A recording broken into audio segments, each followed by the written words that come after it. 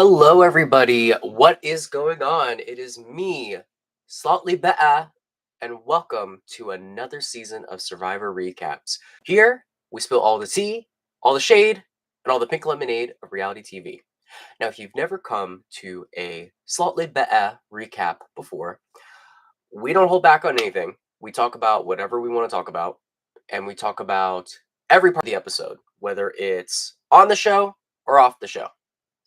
If you have anything you want to talk about, leave it in the comment section, or if you're here during the live, you can leave it in my live chat and I will read it. Anyways, uh, first of all, to all my people who are watching my Big Brother recaps, I do apologize. I was gone for a very long time. I was gone off of all social media. So I will be back to finish up my Big Brother recaps later on. But for now, we're diving into Survivor Season 47, Episode 3. So up to this point, I've actually really enjoyed the season. Oddly enough, I don't know if other people have. I've been hearing a lot of mixed things. This is what I will say about the season so far. I do think the advantages are hurting the show more than helping the show, but I mean, I've always felt that way. I've always felt like Survivor is at its best when I've always felt Survivor is at its best when it's not relying on a million and one advantages. Um, so, anyways, this episode. Listen, Chantelli, if you, it's, I've been waiting to do it with you. Maybe we'll do another one later. Anyways, oh, what's up, giraffes? So the episode starts off with a crazy blindside just being passed, just being happening. TK was sent home. So I thought this was a really smart vote. Something that I would be thinking about as a person in the game looking for allies is how much collaboration can I do with an ally? And ultimately, TK was not someone that you could collaborate with a lot.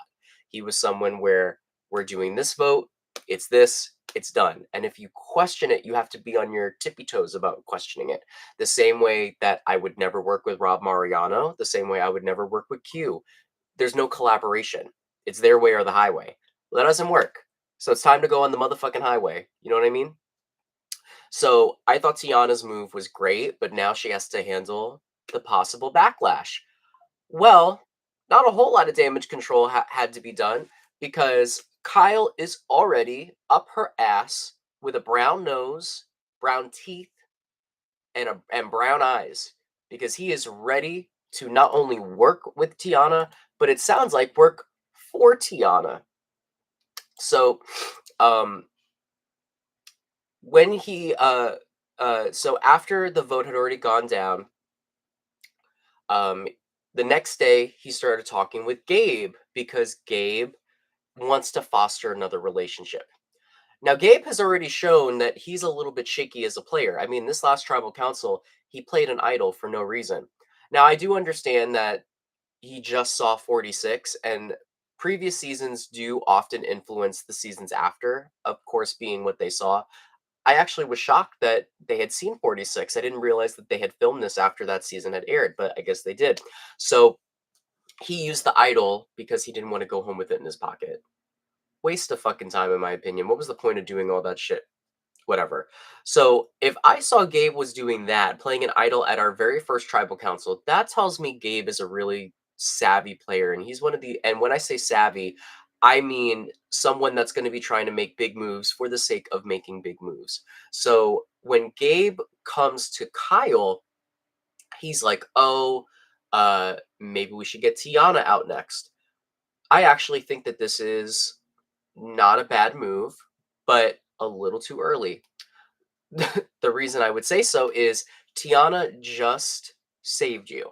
She just voted with you when she could have voted against you and forced a tie. So now you're showing that if someone flips to work with you, you have absolutely no loyalty to them. And you really think Kyle is going to have your back when you get to the merge? No. We're well past that point of players wanting to be honorable in that sense of the word. People are coming into this game to play for themselves. And if they're going to be honorable, that's going to come from forming a genuine relationship with them, not from, oh, we're on the same tribe together. So was really confused by by Gabe's mindset. Um, but I was even more confused when Kyle went over to try and sway Sue and Caroline the way that he did. So at this moment, Kyle, you just tried voting Sue off. You're the only one left that was part of that plan to vote for her. So you are in no position to be asking Sue to trust you. You just wrote her name down. So he talks with Tiana, and Tiana hears him. But then when he talks to Sue and Caroline, his pitch is, oh, Gabe is just using you guys as goats. Here's my problem with that theory, right? And I see people on Twitter that are calling her a bad player. I see Kyle calling her a bad player. Gabe can think all day, every day. If I'm Sue, Gabe can think all day, every day that I'm a goat. Please think I'm a goat. Please do. I have no problem with you thinking I'm a goat. Because guess what? If you think I'm a goat at top, what is it, 16, 15, that means you have no intention of voting me off. That means that I am safe with you for the long haul. And that could mean either you don't respect my game, and if you don't respect my game and think I'm a threat, that's fantastic. Or you're my ally and you're protecting me by telling our enemy that I'm a goat. So if I had heard this, I would not feel any type of way at all.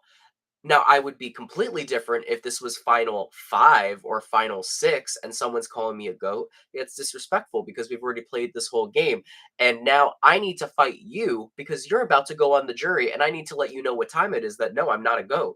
So Kyle being confused that this very thinly veiled attempt to sway Sue and Caroline to his side when it didn't work, it blew his fucking mind, and that just tells me everything I need to know about Kyle as a player. That he's really not that good of a player.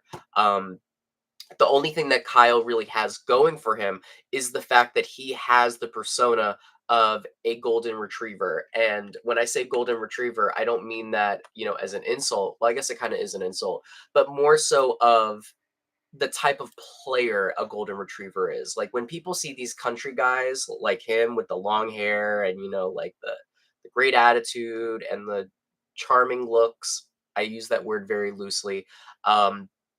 They think they can trust him just based off of looks, and they want to keep them in the game because they underestimate him. And unfortunately for him, that's just not going to carry you through this game. So we have not so here's the thing though. Tiana at this point wanted to keep him. I don't recall if she said that she was looking to turn on him, but she doesn't have the numbers even if she did want to keep him in the game. Um, but secondly, I was very intrigued by the fact that we didn't hear Caroline's reaction. Because if you remember in the first episode, Caroline said she's very wary of working with Gabe, but she will do it because she has to do it.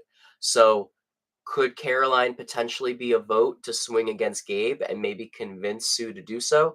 I don't think Sue would flip against Gabe before getting Kyle out, but maybe after Kyle goes home, they vote Gabe to go out if if their tribe continues to lose, which it seems like they are not going to do that anytime soon. So I found that very interesting, and I just got to say this overall, I think most of the players this season suck. And I'm just being honest, most of them don't seem to have a good head on their shoulders when it comes to the game, just from the things that they're doing. But it kind of cancels out because all of them are pretty bad at the game. We don't have any D Valladares on this tribe. We don't have any Charlies on in this game. We don't have any Kenzies. We don't have anything like that. So, anyways, back over on the yellow team, Gata, there is Trouble in Paradise as well. And this is one of those moments that I live to see on Survivor, and I will have to take one of my critiques that I made about the season, the first episode, back. And I was saying I'm sick and tired of Survivor being happy-go-lucky, because it's not happy-go-lucky. You're in a real competition for a real amount of money, and you're starving, and you're pissed off and you're supposed to be with people that you would never interact with in the real world. Do I think that that's the case this season? I do think these people would interact with each other in the real world, but I'm glad to see that they at least got different personalities that are not going to bond with each other immediately, like we saw in seasons like 44, which people seem to love 44. I particularly don't, because how the hell am I going to root for or against people when everyone fucking loves each other and everyone has the same nerdy personality? I can't really do that. So, Gata, uh, Annika, and Sam are not really fond of each other. So, we saw this last episode that Sam is starting to lean more towards wanting Annika out because he thinks that she could be a threat. He thinks that she does not trust him, and overall thinks that Andy is a better ally. Now, if I was in Sam's position, I probably would feel a similar way, just because it's very obvious at this point that you and Sierra are a duo and that Rachel and Annika are a duo. So you could either go to a 4-4 with those two if you trust them, or go to a 3-1 with Andy on your side, and then you have options to either keep Andy or keep, in this scenario, it would be Rachel. In Survivor, you want as many options as you possibly can, because when you're left without options, that means that you're doing something wrong in the game. So Sam and Annika proceed to beef over, oh, what was that thing called again that they do on Survivor? Surviving. That's right. We have surviving, the actual surviving aspect of it in the game. And they've been doing a good job at bringing that back in these recent seasons. But it's really nice to see that that aspect, once again, is coming into play, because we haven't really seen that since the older seasons. And that was something I really enjoyed about the older seasons. Like, I think about Pearl Islands, when Rupert was catching all the fish and everyone was treating him like shit, even though he was the reason they were surviving, and he got into a whole fight with the boys club on that team, or when people didn't like Johnny Fairplay because he never would pull his weight. So it's really funny too, because Annika is right. She is right about the things that she's saying. uh like, I want to root for Sam, but Annika is 100% right in the situation. Like, Sam is worried about, like, the fish. He's worried about everything else but the shelter. And what I will say is this: as someone that has gone through a really tough experience like Survivor, not Survivor, but similar, sleep is the number one thing that can make or break you. Because if you have good sleep, you can reset your mind. And in a game like Survivor, your mind is going to be your best friend or your worst enemy. So if every single night you're sleeping on shitty fucking bamboo and you're struggling to even fall asleep, then yeah, you're not going to be in the right state of mind, number one, to strategize with people or socialize with people, but more importantly, to actually compete in the fucking challenges, which right now is the most important thing. You don't want to lose immunity because there's only five options to send home. Throw in an idol, you could be down to four. Throw in a shot in the dark, you could be down to three. And then on top of that, you're only working with five numbers. So it only takes three to fuck you over. And if you're not in that three, then you're donezo. So, yeah, I would be on Annika's side about, wanting to get that sleeping situation as best as I possibly could. The thing with Annika is that um, I think that she's very confident about. I think that she's very confident about her position in the tribe, just because she has the 3 girls and she thinks that Sierra has Sam, so she thinks there's absolutely no way that this could be flipped on her. And something you gotta make sure of when you're on the show is that you don't get too cocky, because if you get too cocky, you start to make mistakes. And you always gotta think of every possible way that you could go home, and you need to ensure that they do not happen. But it was really funny when Sam was trying to chop the fucking rope, and I was even thinking to myself, I'm like, "Why is he chopping rope? Like, that's not gonna be what's cut it." And she's like, Actually, we do the sawing thing." And it was like, in that moment, I understood his pain It's like when you have a science partner and your science partner knows more than you do and they remind you of it every 5 seconds and it's like they're right, but it pisses you the fuck off. Chantel said, Annika's delusional. They all delusional, let's face it. They're Delulu as hell, man. They are on the Delulu train.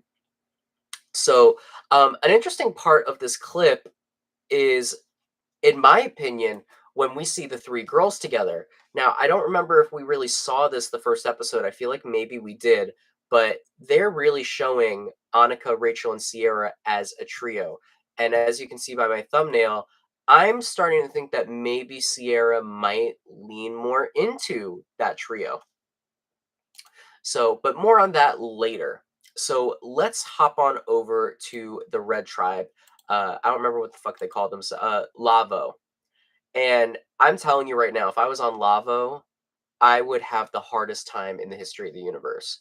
Rome is, interestingly enough, a really good reflection of Annika, because Annika's another person that she knows what she's doing, but her delivery sucks. Rome is the same way. He, in a way, he kind of knows what he's doing. He knows what he's doing in the sense of catching fish or the challenge or setting up something, but he's full of shit in every other category. Everything to do with his life, everything with knowing the game, everything about this, the way he perceives himself. And he's a good example of why book smart people are not necessarily uh, street smart people. And I think in this game, being street smart is a hell of a lot more important than being book smart. So with Rome, Rome has had the extreme luck of finding the box and getting himself an idol good for one tribal council. So something that threw me off in this clip was that Rome is still trusting Teeny and Keyshawn. And not only is he trusting them, but he's limiting his options by taking a collective shit on Seoul and Asia. And I can't figure out why he has chosen to do so. I don't know if maybe he recognized Asia from Rob as a podcast and he saw that as a threat. I don't know if he just doesn't like older figures. I don't know what it is, but Rome is shaping up to be the next uh I call it whack pack, like the Survivor whack pack. Listen, I do agree with you, giraffes, that he is someone I want to see go home, but at the same time, uh, I agree with Chantel. I want him on the show. He is way too entertaining. He's way too funny, and he creates the conflict. So it's like I love to hate him, and he should stay. And he kind of is holding his tribe hostage when you really think about it, like Chantal was saying in the chat. So part of the dynamic that we're not seeing on this tribe is that at this point in time, Rome and Genevieve are close together. Now, I may have just said Genevieve's name and triggered the witness protection program because I think she's in it. Because we haven't seen shit from her this entire season, and we're 3 episodes in. And usually, Survivor has been pretty good recently about fleshing everyone out. But I'm just curious, where the hell is Genevieve? Did she get kidnapped? Is she hiding from the secret from Russia? I don't know what it is. So the tribe collectively hates Rome. I would hate him as well. But because of all the advantages he's got, there's nothing that they can do. And if I was on the tribe, I would it would be super hard for me, but I would have to put aside my disdain for him and listen to all his bullshit. And that way, if he does have something, you can still get rid of him, but he's not targeting you. And worst case scenario, he stays in the game. You have an ally. And it, that's all I can say about that, man. We'll get back to that later on in the episode. So the next part of the episode is Andy trying to form a relationship with Sierra.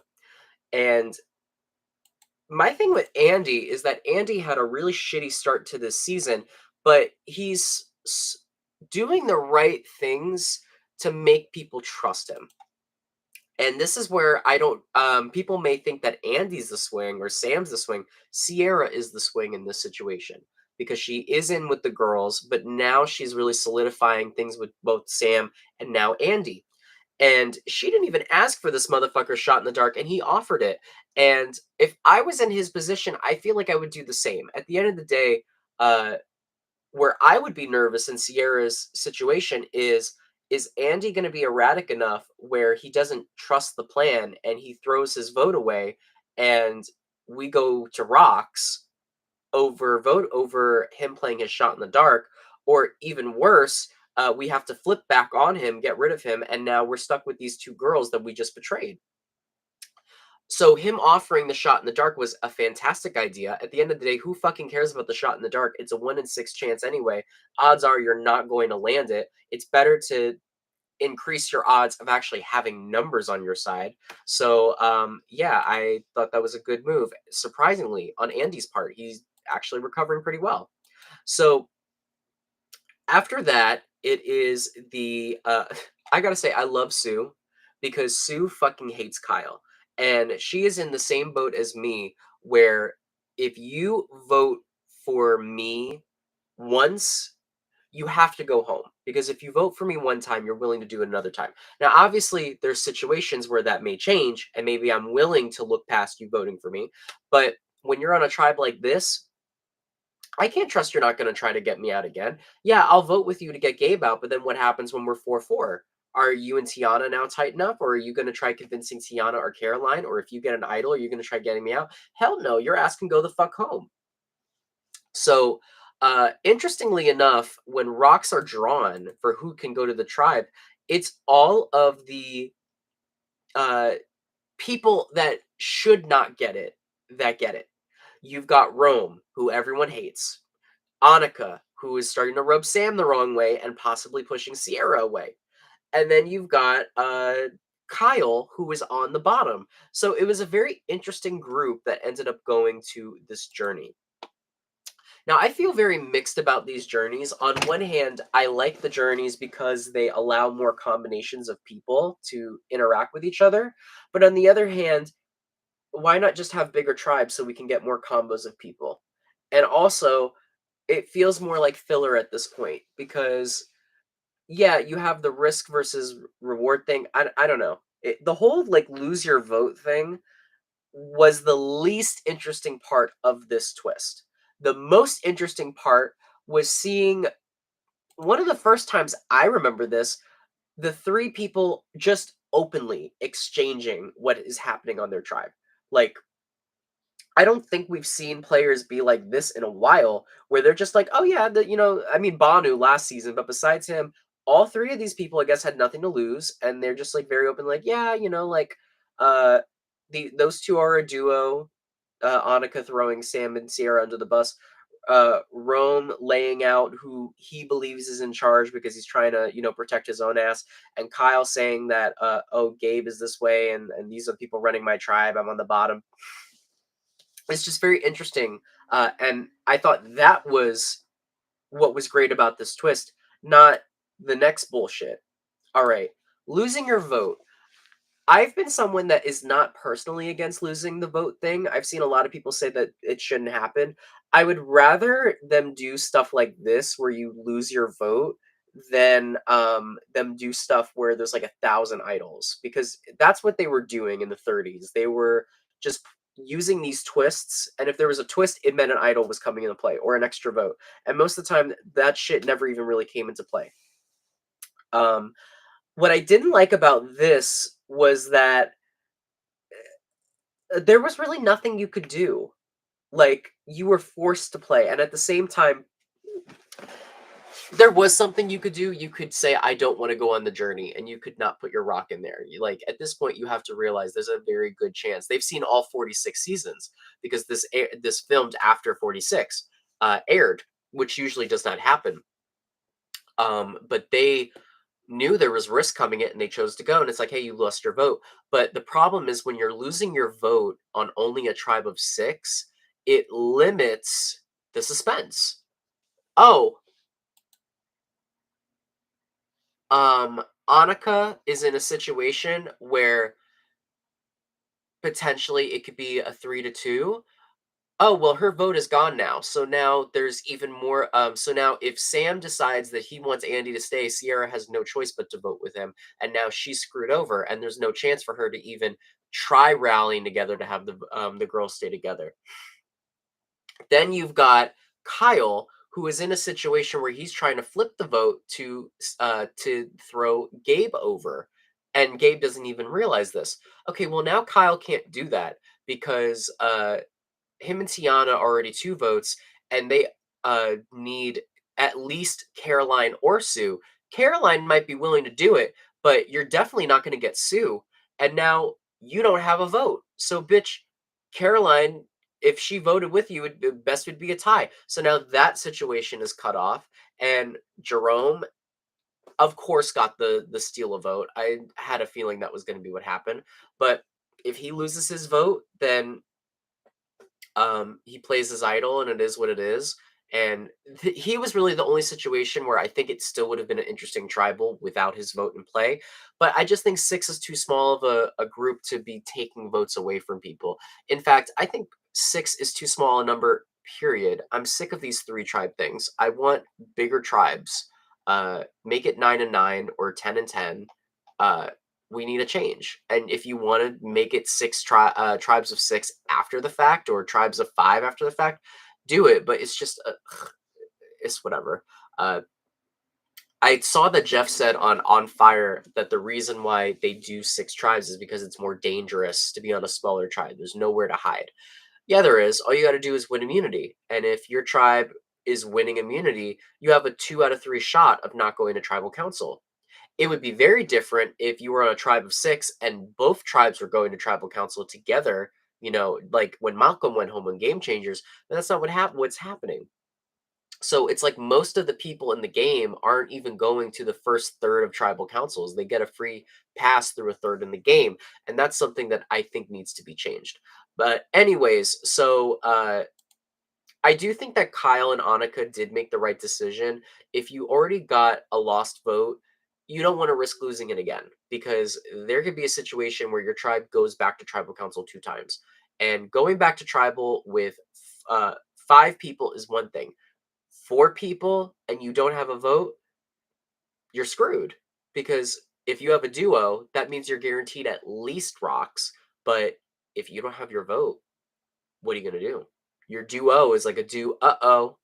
So I thought it was the right move on their part, but hey. And I'm glad there's not like 3 steal-a-votes in play because that's just kind of ridiculous. Um, one thing I will talk about is the way that Rome is sitting in his confessional. It's very. He said he was referencing Sean from Survivor Marquesa, and like I mean, I see it. I just thought it was funny. Like, why does everything have to be a reference? Why can't this just be a thing you decided to do and it's funny? Like you sitting back, like you're in the what? Oh, what was the name of that show? Hey, hey, hey! What was the thing? I don't know, but like they were in a junkyard together and they just like sit back, like New Yorkers being like, hey, like we're doing this shit. Like that was what it gave me. So, anyways, they go back, they don't have their votes, they don't tell anyone they don't have their votes. And this is where we saw that the girls are allegedly together because Annika is sharing that information. But what was more interesting than the votes being gone was people thought that Sierra and Sam were a couple. So this is the problem, right? If you're Sierra and people already view you as a showmance, first of all, who gives a shit if, people on the outside think you're a showmance? Clearly, you're not. Survivor would put that on TV if you guys were doing anything silly. You're obviously not doing anything, like that to your spouse. But more importantly, I wouldn't want to be in a situation where people are targeting me because they think I'm, in a showmance with some guy. So now she has a reason to blindside Sam. Part of me thinks she might entertain that because she was very, in her confessional, she was like, I'm, do not want people putting me in a duo. So it might be better for Sierra's game to screw Sam over. The problem is, now we're at a stage where she can't even fucking do that because Annika doesn't have her vote. So she would need Sam and Andy to vote differently, or else it's going to tie. So she can't even make that move now if it was in the cards for her to do. So it's just really annoying, but hey, it is what it is. It's what you get with Survivor in the new era. So, and Rome threw his whole thing under the bus, whole tribe under the bus, and Rome decides to share the steal a vote thing with his four that he saw, which was Genevieve, Teeny, and Keyshawn. It was at this moment that Teeny realized she fucked up. Here's my thing, right? Why is he sharing this with Teeny after Teeny has already been caught red-handed exposing his idol? She must have done a hell of a lot of damage control, because why the hell would you share your steal a vote with someone that was caught showing another person where your idol was? Um, I guess but it was the smart move because ultimately it was where Teeny and Keyshawn realized, okay, we're being held hostage by this fucking guy. We can't vote him off like we wanted to, so we need to just work with him. And they're correct. It's better to, when you're in such small numbers, there's not really a whole lot you can do against a guy with a steal a vote and an idol, especially when he has to play it at the next tribal council. So if they were to vote for Genevieve, they're risking him playing the idol on her. And if he plays the idol on her, now next tribal council, he controls the vote, him and Genevieve, because they have the steal vote. So I think that Teeny and Keyshawn made the right decision. And we'll come back to that. So they do the challenge. I was bored as fuck of the challenge, but I did think it was interesting that they showed the strategy of when they were figuring out who was going to do what. Honestly, I love Survivor, but the one thing that I really don't like is the challenges. Every challenge to me feels the same. It's either water or it's land, and or both. So you have them start, they do something physical, they try to get a thing off a thing. Okay, you got the thing. Next step. All right, now something with balancing or something with working together or getting up a thing. Okay, now we do a puzzle. And the puzzle's going to be, I don't know, something like uh jungle-y or oceany. And it was a seahorse this time. All right, whoever does it first wins. And my thing is, I've heard the reason why they do it. The reason they do it is because they want challenges to be close and they don't want things to be purely physical or purely mental, and they want the challenges to be engaging. But for me, like, it's kind of played out at this point. It's like, all right, every fucking challenge is the same thing over and over again. Like, oh lord, here we go again. Same old shit, same old fucking shit. Puzzle thing, whatever. Like, everyone could just prepare for it now before they go on. Like, there's no difference. I mean, obviously it is different. Like, not every challenge is the same, but it's the same setup. I just remember them doing challenges back in the day that were like, I don't know, like I remember there was the big ball challenge where they're throwing the ball down the thing, and the whole thing is about aiming together. They've done simpler challenges. Like, I don't know, I'm trying to think of honestly, the challenges are the thing I remember the least from Survivor. In the team phase, I more so remember the I more so remember the individual challenges, but I don't know. There's just other things that they could do to shake it up. Even if you have to do a puzzle and you have to do a physical part, there's just ways to make it more visually appealing. And it's really not when I can't tell the difference between this challenge and a challenge from another new era season. Like, let me find an older season of Survivor. Let me do Micronesia, right? Okay, Survivor Micronesia.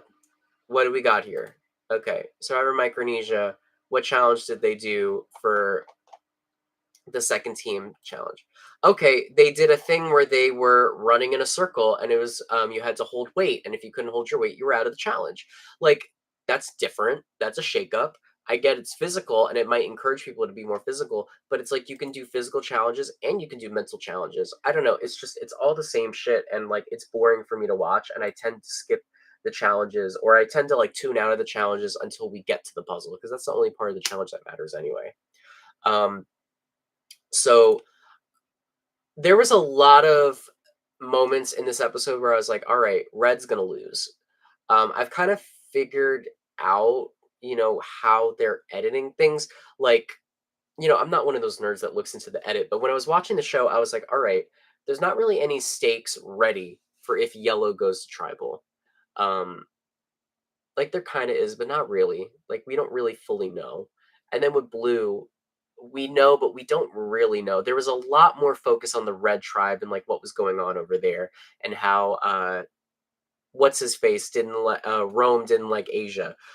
So let's talk a little bit about that. The whole fishing thing, because I didn't even bring into that. So Red's going to tribal, so they get back to camp. Rome has made it perfectly clear he does not like Asia and he does not like Seoul. Now this is where Rome is saying he's the best player this season. He's controlling the game. You can't say that when you're treating two people like shit. You can't. Now, if I was in the game, I probably would be beefing with people because I'm someone that's friends with everybody, and I'd want to counteract that by having some people I don't get along with, so that way people don't think I'm just best buddies with everybody.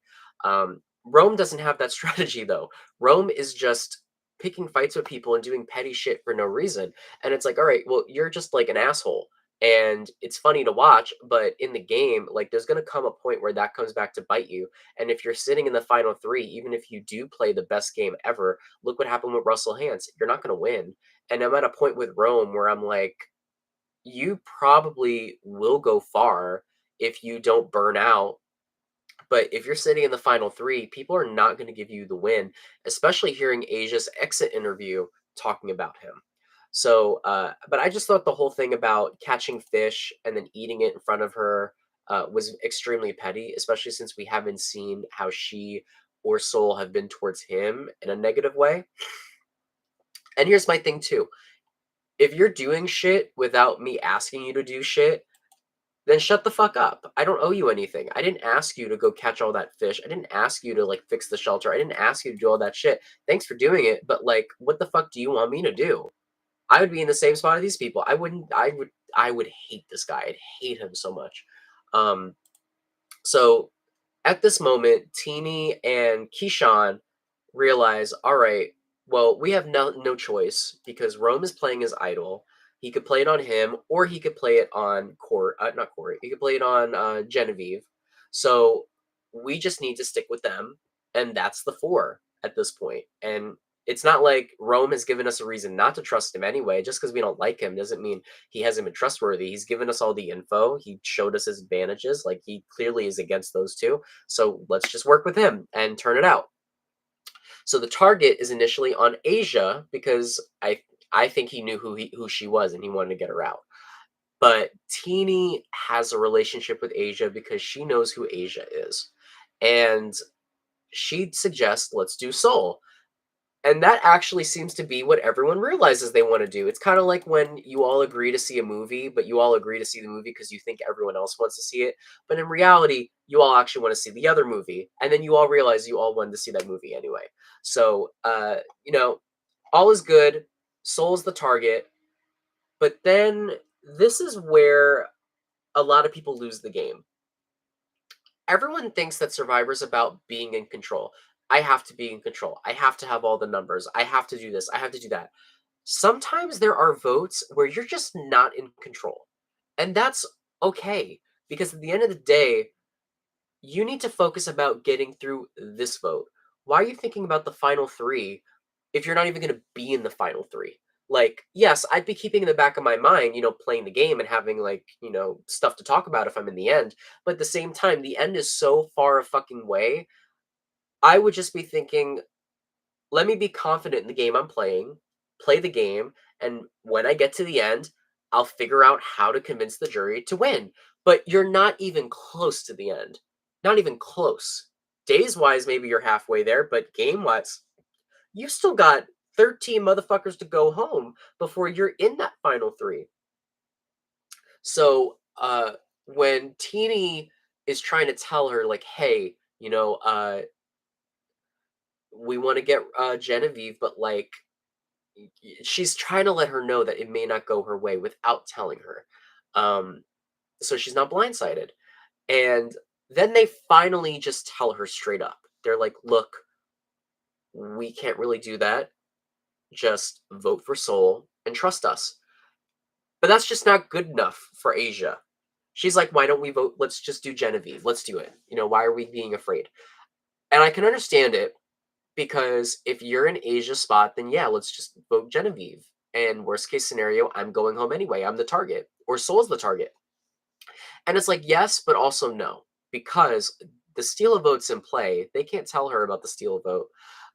But if Genevieve and Rome stay intact and they have that steal a vote, they're not going to give a shit about Asia or Soul. They're going to want to get out Keyshawn or Teeny, and more than likely Teeny, because Teeny would have now twice gone back on her word and shown a sign of betrayal to Rome. So there's way too much at risk to even possibly fuck up that shit. And what Asia said in her exit interview is that Asia did put in the work to make sure Rome had the idol and played it for himself. So it could have worked, but Teeny and Keyshawn already have an alliance with him anyway. So why go back on it when, this guy's already told you all his shit and he's going to be a target well before you are. So they're fighting, it seems they're fighting harder for Asia to stay than Asia's fighting for herself. Like, girl, you're on the bottom very clearly because the vote's not going the way that you want it to go. And your response is, well, let's actually do this. This is why Sandra won the game twice. And people say, oh, playing anyone but me doesn't win you the game. Yeah, it does. It wins you it twice. Because no matter how much you love someone after a week or so being with them, uh, everyone has to go home. And you just don't want it to be you. And I can proudly say that that is the way I play. Is I love you and I get I'll be very connected to you and it's hard for me to watch you go, but I'm not going to sacrifice myself. I'm not going to, throw myself in gunfire for you to stay. Like, no, if it has to be you or me, I'm sorry, I want it to be you.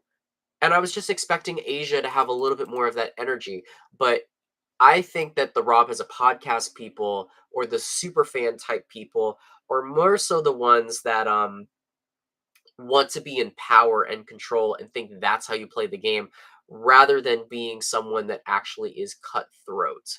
Um, there's a very big difference between being cutthroat and being strategic. Being strategic is having your alliances, sticking with your alliances, or flipping on your alliances at the correct time. Being cutthroat is when you're in a situation where you have to do something you don't want to do and you do it to save yourself. That's being fucking cutthroat. Like when Maria randomly betrayed on Charlie, I didn't view that as cutthroat. I viewed that as her trying to like stroke her ego a little bit more because it was very clear that Maria was already going to win if she was in the final three. So what's the point on betraying Charlie other than oh, look at this, being a little more flashy? Like you already were the mom figure, you already connected better than Charlie did clearly from seeing how he went home in the egg or how he lost in the exit interviews.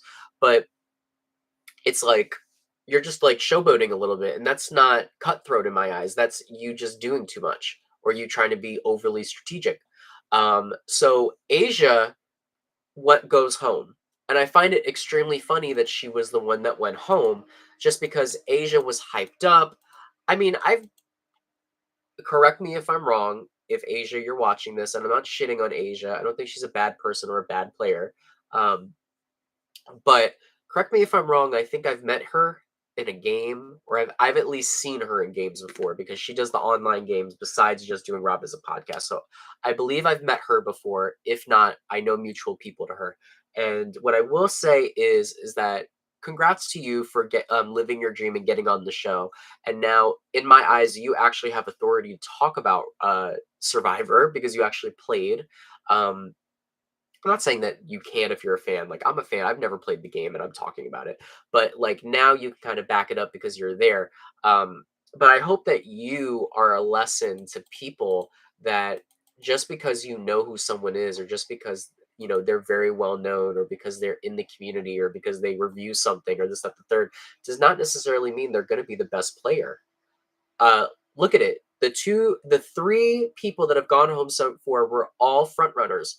John was shown in every single preseason promo for the show. Goes home first, and he's also famous. TK, I saw everyone saying TK was going to win the game or be in the final three. His ass goes home, and now Asia. No one would shut the fuck up about Asia, and she's the first one to go in her tribe. So all three of these people that everyone thought was just going to win because they have something up their sleeve or whatever, yeah, well, they flopped. So too bad, so sad. So more interestingly though is how this vote shook out. So the vote was a vote for Rome did not count, a vote for uh, Genevieve, a vote for Seoul, and then the other three votes were all for Asia. So interestingly, Teeny did not vote for Asia. Teeny voted for Seoul. Now there could be a couple of reasons why that happened. Now obviously Asia voted for Genevieve because that was what her plan was, and she thought Teeny and Keyshawn were going to do it. Seoul voted for Rome because he was completely out of the loop, and then I think Teeny voted for Seoul. More likely, the reason is because they had it planned out that if he plays a shot in the dark, uh, have a vote on it. If Asia plays a shot in the dark, have a vote on Soul just to be safe, even though you don't really need it. Um, but we saw her really pondering at that confessional. And that was when I knew Asia was going home, because I was like, if she was voting for Soul, she'd have no problem just writing the thing down. It was the same way how I knew that Natalie was not going home in David Goliath, because Mike didn't just immediately write her name down. Um, so I wouldn't be surprised if she decided to do that in the moment because of her relationship with Asia. Now, if that was the case, she might have fucked up, because Rome gives me that type of energy that he takes everything as a betrayal. And guess what, bitch? If you have already spoiled the fact that he has an idol, and now you've gone against the vote, he may be coming for you next. Do we know? No, we don't really know.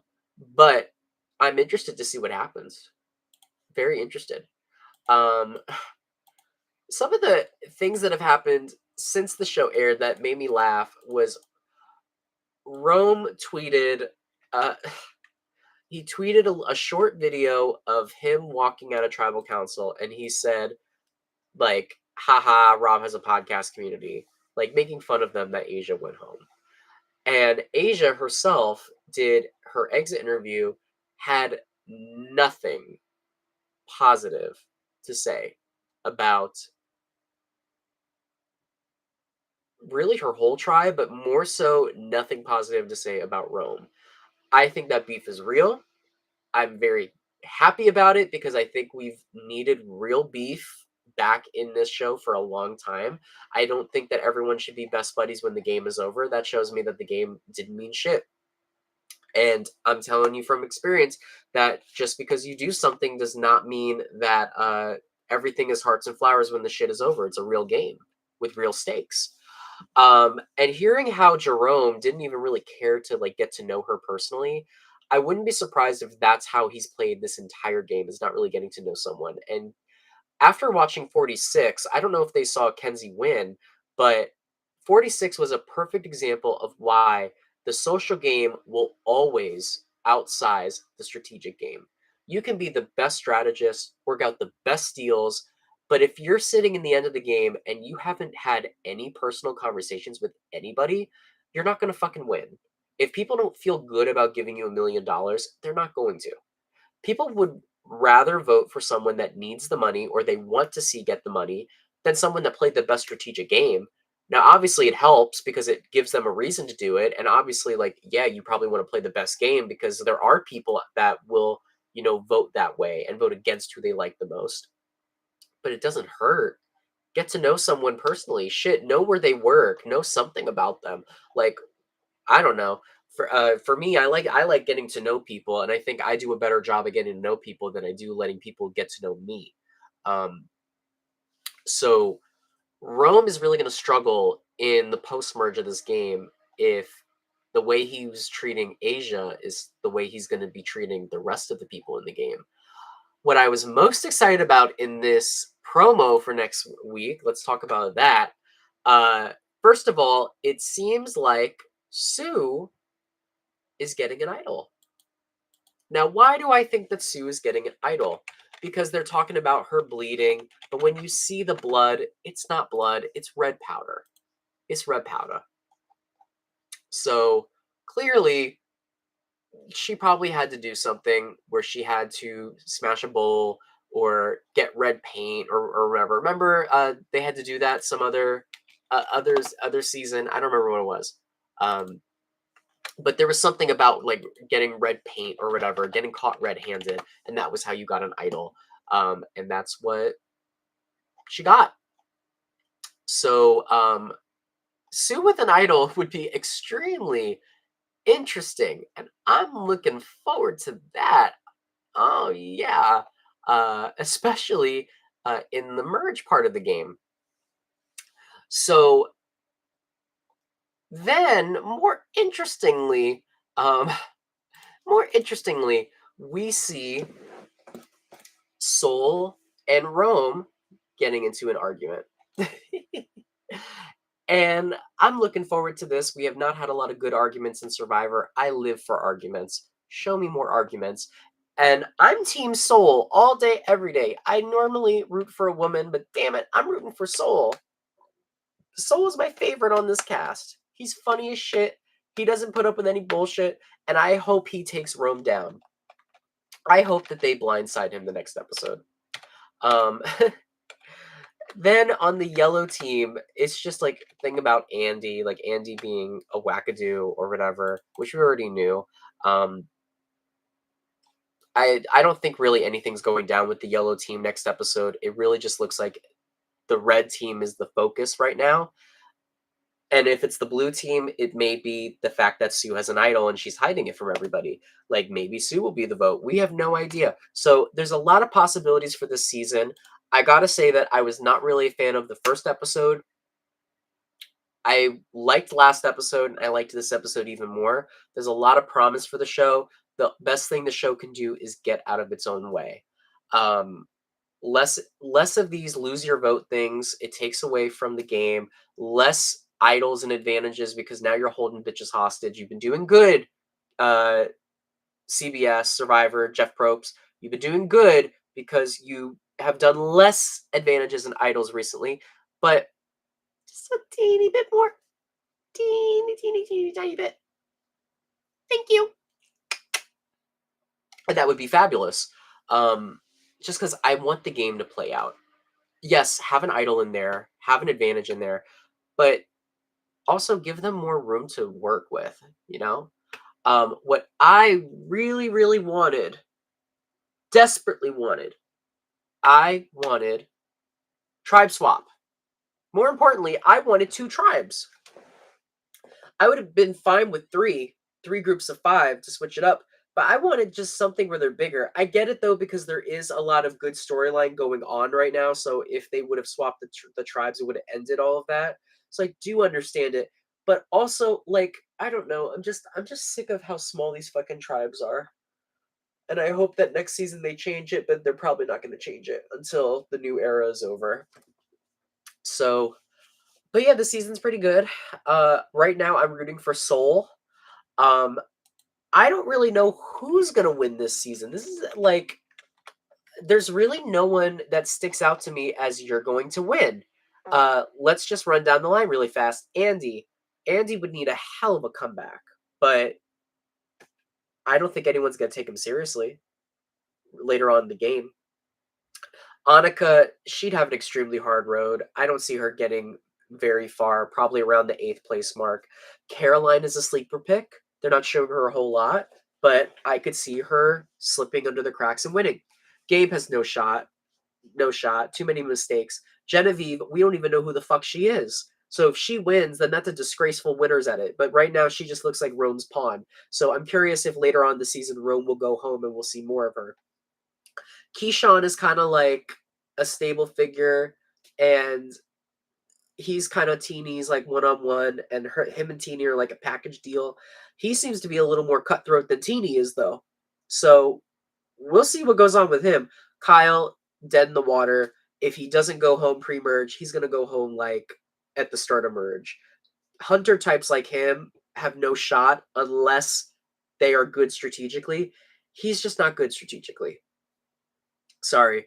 Rachel is someone that I have my eye on, and I've had my eye on her since episode 1, but we've lost the plot of her having a relationship with Andy. Like, that was the whole reason I thought that Andy stayed, was because of her relationship with him, but they have not been shown together at all since then, and we don't really know anything about her except for the rice. So, I'm thinking maybe Annika gets targeted and Rachel survives it. We'll see. Rome, no matter how you feel about Rome, Rome is a memorable character. At worst, he's Banu. At best, Philip Shepard. And he's like a younger version of those people. Normally, the kooks are like older, though he is around Carolyn's age. But my thing is, he gives off younger energy. Then we have Sam. Sam is just kind of like, I don't know, he's in like the Charlie Carson like role, like where he's buddies with everybody. But I feel like his game is going to come crashing down, if not before the merge, at the merge.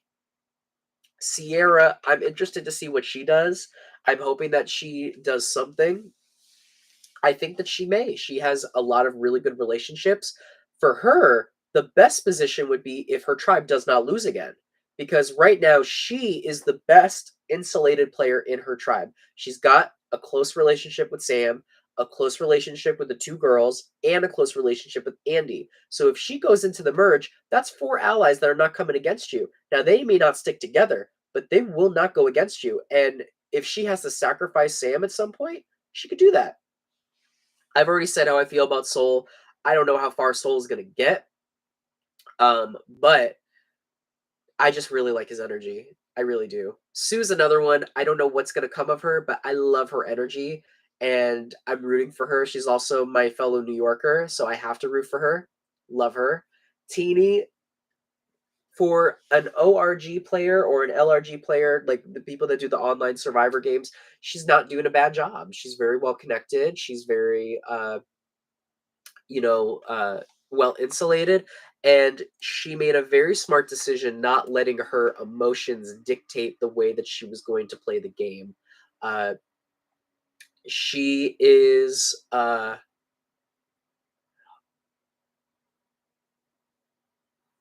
Oh, also, can someone let me know in the comments if I believe Teeny's pronouns are she, they, her, that whatever, but she does she and they. So I'm hoping that I'm not offending anyone by calling Teeny she. Um, but I believe that Teeny uses she and they. So I don't know. I don't want to offend anyone, but with and it's just easier for me to say she. But with Teeny, I think that she's playing a really good game and she's really well insulated. And like I've said, if you can turn off that emotion for your decision and make it a business decision like Teeny did, then you know you can go very far. I just hope for her sake that that vote was not an emotional vote. I hope that everyone knew that she was doing that vote, and because if they did not know she was doing it and she did it last second, then you may have fucked your game up. And then Tiana, if I had to pick someone right now in this very moment that I think will win the game, I have my eye on Tiana because Tiana is very well insulated in her tribe. She was the person making the decision at the last tribal council for TK to go home. I think she made a right decision. She's a very complex person, and I think she will mesh well with the others. What we have to see is we have to see how does everyone mesh well together when they merge at 13 or 12. And then you have to get over all that bullshit where it's like the mergatory or the split vote thing, or the split tribal council thing. And by the way, can I say this too? I know it's not the mergatory episode. Can they stop the mergatory? Just stop it. Please stop the mergatory because every single mergatory that has happened is the same shit. Who is at the bottom of the totem pole? Who is the person that no one likes on any of the tribes? Oh, let's just send their asses home. Tell me one tribe. Tell me one time that did not happen. One time it did not happen was 41 when Evie was supposed to go, and it was because all the other tribes turned on the yellow tribe. And but it still ended up being Sydney, who no one liked Sydney, that ended up going home. Before that, it was let me see how good my memory is. 46, it was Mariah. Yeah, no one fucked with Mariah. She was on the bottom of all of her tribe and everyone else. 45, it was supposed to be Kayla, but it ended up being J Maya. Both of them, no one really wanted in the game anymore. 44, it was Josh, who clearly no one liked Josh. 43, it was Ellie, who clearly no one fucked with Ellie, besides Janine. 42, it was Lydia, who gave a shit about Lydia. And then 41, it was Sydney, and who gave a shit about Sydney. So I think the Mergatory only helps people that are well insulated in the games. And yes, it makes it more intense because if you're not safe, you have a better shot of going home. But at the same time, you're giving people passes and you're encouraging people to play the game more scared. And I think the game is much better when we discourage it. The same way that I think that fire making needs to go home because you can just make a group of 4 and just sweep everybody and it doesn't matter.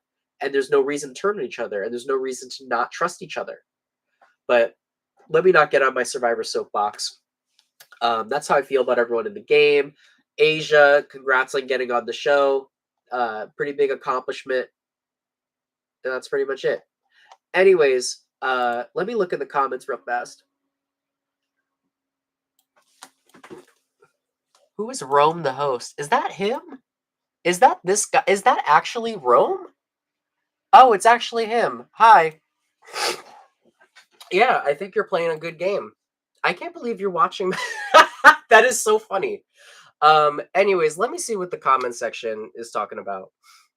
Soul looked like he wanted to deck Row. I mean, yeah, that's a real conflict. And I really like that Survivor is bringing back real conflicts.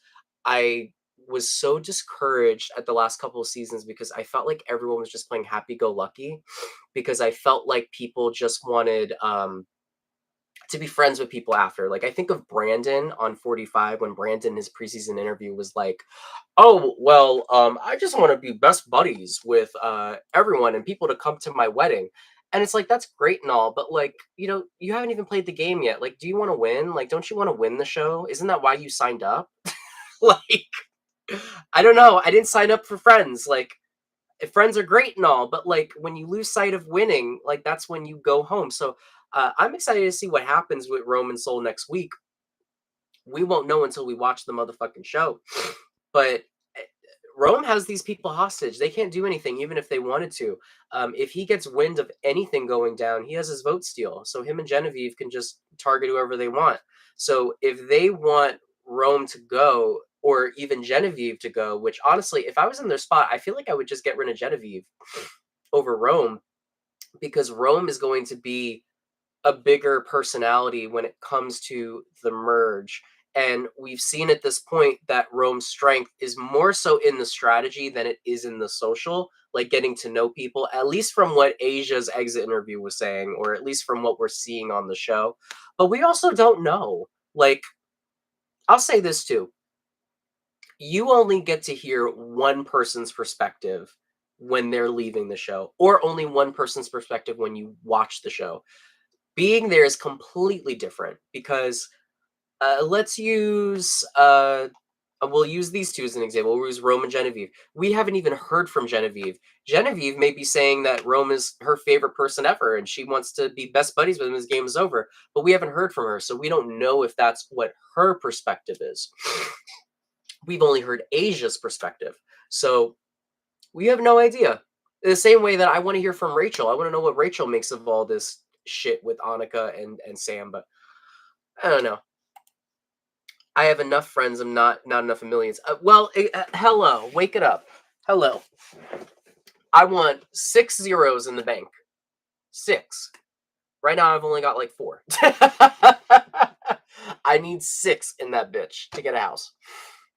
Asia is dumb. Sorry, she was not adaptable. Okay, I agree. I'm trying not to be mean to her because I know people that know her, but I will say it one more time, like Chantel was saying. You have to be adaptable. This is not a game like it used to be where you can just form an alliance and that's it. If you are on the bottom and you don't have the votes, I'm sorry, you might need to vote your friend off. You met this bitch 7 days ago. Are you gonna die? Are they gonna die? No. It is. I will say this: it is hard when you are there, though. When you're competing in a show like this, like I said, I haven't done Survivor, but I've done something similar to it, and it's very hard when you're there in the moment and you're under all this stress and everything to look past the fact that you literally met this person like 7 days ago, and more than likely, they're not going to be an integral part of your life moving forward. And if they are, they won't take this personal. Um, So I do get that Asia probably just didn't want to write Soul's name down, but did you come here to make friends or did you come here to win? People on Twitter are saying that Asia was robbed. No, she was not robbed. She was robbed as a podcast, but not robbed. They're saying that oh, it wasn't fair that Rome had an idol. He had a steal vote. Listen, it was not impossible to get to flip this vote. First of all, if she had locked in a closer relationship with Keyshawn and Teeny, maybe they would have trusted her and gone out on a limb and voted for Genevieve. They could have even split the vote. Think about it. At this tribal council, Asia and Soul could have voted one way, and Keyshawn and Teeny could have voted the other way. And then you've got two on Genevieve, two on Rome. One of them has to go home. Clearly, Rome and Genevieve did a better job at solidifying whatchamacallit, at solidifying Teeny and Keyshawn on their side. I don't know why no one has said that. We've seen it every season where they do a 2-2 split. Why didn't they do it this time? Honestly, that might have been the optimal move, but I think that Keyshawn and Teeny just decided they wanted to work with Rome because Rome used his advantages to his advantage. Like, again, I'm not someone that would want to tell people about my idol or tell people about my advantage. But if you are struggle bussing in the social game, which it seems that that's what was going on with Rome, he was struggle bussing with making these relationships with these people. You only have the strategy. And if you can be like, hey, I have an idol, I have an advantage, like I'm letting you know, that's letting someone know that, oh, you actually really trust me. And if I was in TD's spot, hell yeah, I'm gonna work with you. You got an idol and an advantage. I'm riding all day, every day with you. You got a VIP. You got to pass into the VIP section. Take my ass with you. Why not? So, but Asia and Seoul did not do that. Clearly, they didn't put in enough work. So, all right, you haven't put in enough work to be controlling the vote. You're getting weird looks. Your name might be written down. Why the fuck is your first instinct to say, let's do this person instead? No. Save yourself. If they're telling you vote for this person, vote for this person. I just like, ooh. Yo, I don't know how I would be on Survivor. Well, I do. It would be really hard for me because I'm not someone that puts up with like dumbassery a lot. So on one hand, it does help that a lot of these players are not good at the game. It does help that they're not good at the game, but I would just be someone that would be like so thrown for a loop and like and then people were saying, "Oh, she got a bad draw." I also disagree with that. There was a clear path for her to stay in the game. And then people were saying, "Oh, it would have been a bad move to get rid of Soul." Okay, compared to going home, the game is not all about needing to be in power every vote. The game is about making it through the vote. Remember, out outwit, outplay, outlast. You can't do the other two without outlasting. The fuck? So now Soul's all by himself, weary and dreary. He's got no power. The four are in power. I don't even know if I want Red to go to Tribal again. I think it'd be more interesting to see them at the merge together. Mm, I don't know. That's pretty much everything that happened on the show, I would guess. Honestly, Giraffe said, I honestly don't see why Asia got so much unwanted hate from Rome. Like, dude literally put himself in the lead role, wasn't asked to do anything he chose to. I agree, blah, blah, blah. Okay, this is my perspective on it. I think that I think he was doing a little too much.